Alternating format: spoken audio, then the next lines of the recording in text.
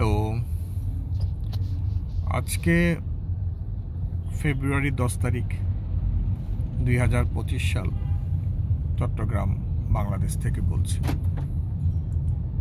যে বিষয়টা নিয়ে আজকে আলাপ করব তা হলো বাংলাদেশের সাম্প্রতিক রাজনীতি এবং অর্থনীতি।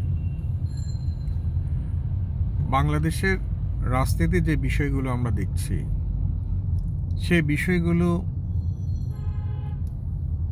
যেটা মনে হচ্ছে যে বাংলাদেশে অস্থিতিশীল পরিবেশ তৈরি করে বাংলাদেশের মধ্যে এক ধরনের অরাজকতা রাজনীতি তৈরি করে কোনো বিদেশি শক্তি অথবা দেশের কোনো শক্তি একটা উদ্দেশ্য হাসিল করতে চাচ্ছে। বিদেশি গোয়েন্দা সংস্থাগুলো কিন্তু বিভিন্নভাবে কাজ করে। তারা একটা গ্রুপ পক্ষের গ্রুপের সাথে মিশে যায়, একটা গ্রুপ বিপক্ষ গ্রুপের সাথে মিশে যায়, পক্ষে বিপক্ষে গ্রুপ দিয়ে এমনভাবে বক্তব্য তৈরি করে জনগণের মধ্যে একটা ধোঁয়াশার মনোভাব তৈরি করে, একটা কনফিউজিং পরিবেশ তৈরি করে এবং সেখান থেকে তারা তাদের উদ্দেশ্য হাসিল করে। বাংলাদেশে দেখবেন হঠাৎ করে বাংলাদেশের 5ই আগস্টের পরে রাজনৈতিক পরিবেশ আস্তে আস্তে একরকম যাচ্ছিল। হঠাৎ করে বাংলাদেশের সাম্প্রদায়িক ইস্যু শুরু হলো। সাম্প্রদায়িক ইস্যুটা দমানোর পরে এই সরকার খুব দক্ষতার সাথে সব দলকে ডেকে, সব ধর্মের যারা প্রধান আছেন তাদেরকে ডেকে সরকার এটাকে ভালো করে সামাল দেওয়ার চেষ্টা করলো। পাশাপাশি সরকারের যে আর্মি ডিভোট করলো, সে আর্মি খুব ধৈর্যের সাথে সে আর্মি যেটা করলো তা হলো আর্মি পরিস্থিতিগুলোকে ধৈর্যের সাথে নিয়ন্ত্রণের চেষ্টা করছে। বাংলাদেশ সেনাবাহিনীকে এর জন্য অসংখ্য ধন্যবাদ। কিন্তু আমরা দেখছি এরপরে যেটা শুরু হলো সেটা হচ্ছে নির্বাচন দাবি। এরবারে শুরু হলো সরকারের ব্যর্থতা নিয়ে বিভিন্ন কথাবার্তা, অর্থনৈতিক বিষয়গুলো। কিন্তু থিতু হয়ে আসছিল বাংলাদেশ বিরোধী প্রচারণা, সেগুলো কিন্তু আস্তে আস্তে কমে আসছিল। যখন পরিস্থিতি স্বাভাবিক হচ্ছে, ডক্টর মোহাম্মদ ইউনূস সুইজারল্যান্ডে গিয়ে অর্থনৈতিক কয়েকটি ভালো মিটিং করে আসলেন এবং গার্মেন্টস সেক্টর ঘুরে দাঁড়াচ্ছে। অর্থাৎ বাংলাদেশের যে অস্থিতিশীল পরিবেশটা আস্তে আস্তে স্তিমিত হয়ে বাংলাদেশ আবার তার গতিতে যাচ্ছিল, ঠিক সেই সময়ে বিদেশ থেকে বিভিন্ন প্ররোচনায় আবার সারা বাংলাদেশে একটা ভাঙচুর রাজনীতি শুরু হলো। এই ভাঙচুরের রাজনীতি এবং এই ভাঙচুরের ঘটনাগুলো বিশ্ব মিডিয়াগুলো তুলে ধরলো এবং এই ভাঙচুরের ঘটনাটা তখনই ঘটানো হলো যখন মোদি এবং ডোনাল্ড ট্রাম্পের মিটিংয়ের সময় নির্ধারিত হলো। অর্থাৎ ডোনাল্ড ট্রাম্পের কাছে বাংলাদেশ অস্থিতিশীল, বাংলাদেশে government sir doctor Mohammad Yunus সরকার ব্যর্থ, এই সরকারের কোনো যোগ্যতা নেই, এগুলো তুলে ধরার জন্য আরও কিছু উপাদান তৈরি করা হলো। সুতরাং এই ঘটনাগুলো যেটা বলবো, যে ঘটনাগুলো ঘটেছে কয়দিন ধরে, তাতে এটা সুস্পষ্ট এখানে ভারতের গোয়েন্দা বলেন বা ভারতের কোনো হাত আছে। কারণ যে ঘটনাগুলো ঘটলো তাদের কিছু পাওয়ার কিছু নাই। কারণ যে বাড়িগুলো ভাঙা হলো, সে বাড়িগুলো 5ই আগস্টের পরে ভাঙা হয়েছে। 5ই আগস্টের পরে ভাঙার কারণে মিডিয়াতে যা নিউজ এসছে তাতে বলা যায় যে মানুষ উত্তেজিত ছিল, মানুষের একটি ফ্যাসিবাদের বিরুদ্ধে আন্দোলন। কিন্তু 5 মাস একটি সরকার থাকার পরে সরকার যখন আইন শৃঙ্খলা পরিস্থিতি উন্নতি ঘটাচ্ছে, ঠিক সময়ে এসে এই ধরনের ঘটনা ঘটানো আসলে এই সরকারের কার্যকলাপের উপরেই কালিমা লিপ্ত করা হলো। যারা বিদেশে বসে উস্কানি দিচ্ছে তাদের দেখে মনে হচ্ছে আসলে তারা ভারতের এজেন্ট, তারা ভারতেরই এজেন্ডা বাস্তবায়ন করছে। এবং সেই ঘটনাটা তখনই ঘটালো যখন মোদির সাথে ডোনাল্ড ট্রাম্পের মিটিং হচ্ছে। এখন এগুলোকে তুলে ধরে ডোনাল্ড ট্রাম্প যে অবস্থা করছে, বিশ্বব্যাপী অর্থনৈতিক নিষেধাজ্ঞা, অর্থনীতিকে সে একটা হাতিয়ার হিসেবে নিয়েছে।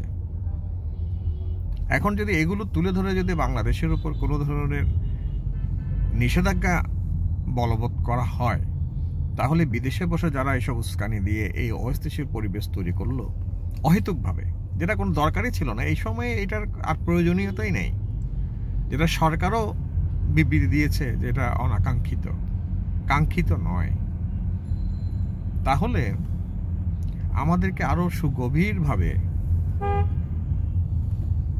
এই বিষয়গুলো দেখতে হবে। এবং যারা বিদেশ থেকে উস্কানি দিয়েছে তারা খুব হাসি ঠাট্টা করছে, তারা বলছে যে তারা আশা করে না এরকম ঘটনা ঘটবে, ঘটেই গেল, অর্থাৎ তারা খুব ফানিভাবে নিয়েছে। কিন্তু বাংলাদেশের এই কোটি কোটি মানুষের ভাগ্য নিয়ে যারা ফান করছে, এই ধরনের অসভ্য লোকদেরকে সাপোর্ট করার কোনো যুক্তি থাকে না। বিভিন্ন পর্যায়ে আমি তাদের বিভিন্ন কর্মকাণ্ডের জন্য আমি সুনাম করেছি, কিন্তু তারা এই যে ঘটনাটা ঘটালো, ফেসিস্ট শেখ হাসিনা বিদায় হয়ে গেছে, তার ওই বাড়িতে আমরা আগুন দিয়েছি, এটা অনেকটা বসবাসে অযোগ্য অবস্থায় আছে।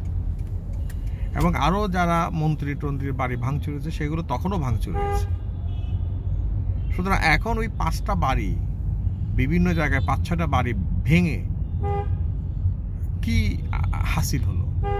ফেসিস্ট তো বিদায় হয়ে গেছে, তাদেরকে ভয় দেখানো হয়ে গেছে। শেখ হাসিনা বক্তৃতা তো এর আগেও দিয়েছে, এটা না যে শেখ হাসিনা এটা প্রথম বক্তৃতা দিল। শেখ হাসিনার বক্তৃতা কি যায় আসে? তার বক্তৃতা আমি শুনেছি, তার বক্তৃতা সমালোচনা করেছে, সে একই আগের সেই ভাঙা রেকর্ড, কান্নাকাটি, তাতে কি আসা যায়?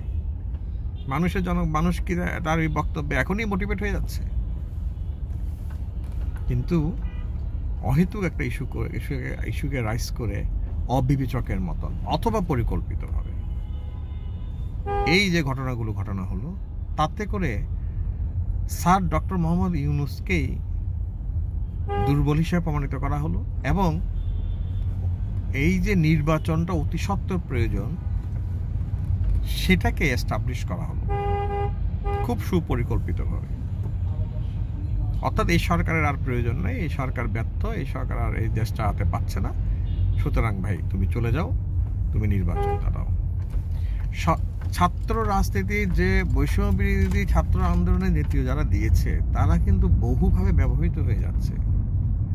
এর আগেও ছাত্ররা আন্দোলন করেছে, সে ভাষা আন্দোলন, সে সমস্ত আন্দোলনে ছাত্রদের মুখ্য ভূমিকা ছিল।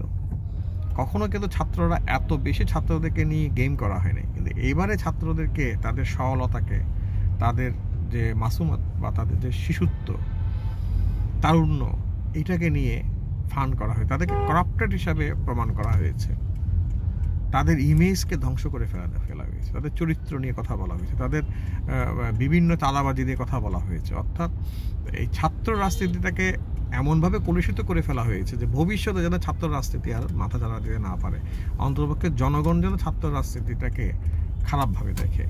এই যে আহতদের নিয়ে বারবার আহতরা সভা সমিতি করেছে, মিটিং করেছে, সব কিছুতে এটাই হলো যে ভাই আর এইসব রাজনীতিতে যেও না, গেলে আহত হলে তোমাদেরকে কেউ দেখবে না।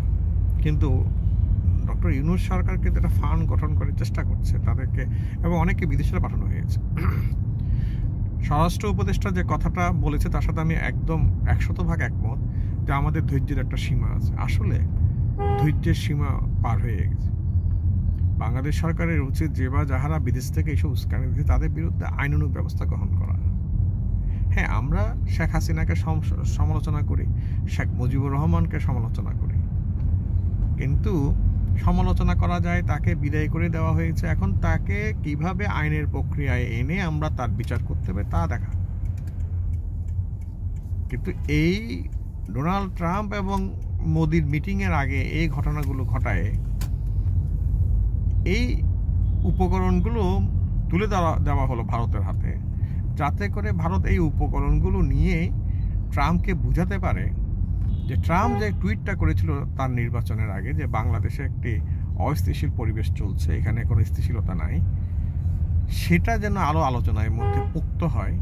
প্লাস বিদেশি যে ইনভেস্টমেন্টগুলো বাংলাদেশে আসার চিন্তা ভাবনা করছে, বিশেষ করে স্যার ডক্টর মোহাম্মদ ইউনূস যখন সুইজারল্যান্ডে বৈঠক করলো, তখন ডিপি ওয়ার্ল্ড হতে আরম্ভ করে বিভিন্ন মার্কস লাইন, এপিএম টার্মিনাল, তারপরে পিএসএ, অনেক অর্গানাইজেশন যে সৌদি আরব ভিত্তিক, দুবাই ভিত্তিক, কাতার ভিত্তিক প্রতিষ্ঠানগুলো, তারা যে মিটিং করলো, বাংলাদেশে একটা ইনভেস্টমেন্ট আসার যে একটা প্রক্রিয়া শুরু হলো, সেটাকে ধ্বংস করে দেওয়া হলো।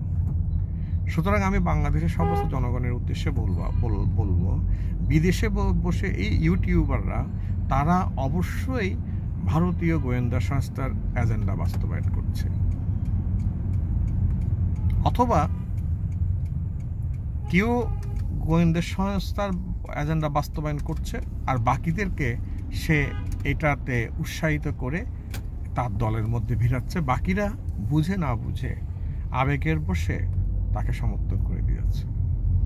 কারণ যে ঘটনাগুলো ঘটনা হচ্ছে, বাংলাদেশকে অস্থিতিশীল করতে পারলে বাংলাদেশে বিদেশি ইনভেস্টমেন্ট আসবে না, বাংলাদেশকে অস্থিতিশীল প্রমাণ করতে পারলে ভারতের লাভ হবে, বাংলাদেশকে অস্থিতিশীল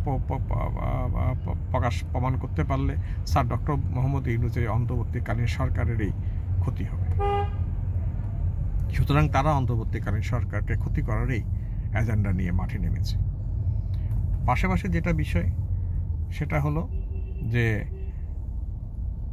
সবচেয়ে যেটা গুরুত্বপূর্ণ বিষয় বলবো সেটা হচ্ছে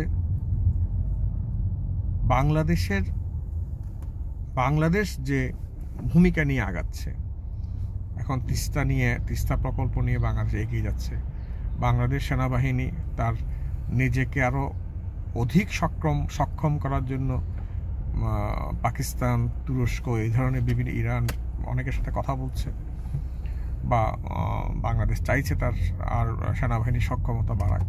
সে সব কিছুকে প্রশ্নবোধক করে সরকারের এই ভালো উদ্যোগগুলো যাতে অতি সত্বর থামিয়ে দেওয়া যায়, সেই উস্কানি কিন্তু বিদেশ থেকে দেওয়া হচ্ছে। ইভেন কি সেনা প্রধানকে নিয়েও অনেক ধরনের মন্তব্য করা হচ্ছে। সুতরাং এখন আমাদের দরকার, আমাদের যারা বাংলাদেশের বুদ্ধিজীবী মানুষ আছেন তাদেরকে আরও সতর্ক হতে হবে, বাংলাদেশের মানুষকে সতর্ক হতে হবে। এখন আমাদের অর্থনীতিকে ঘুরে দাঁড়ানোর সময়। আশা করি সবাই সেটা বুঝবেন। ধন্যবাদ।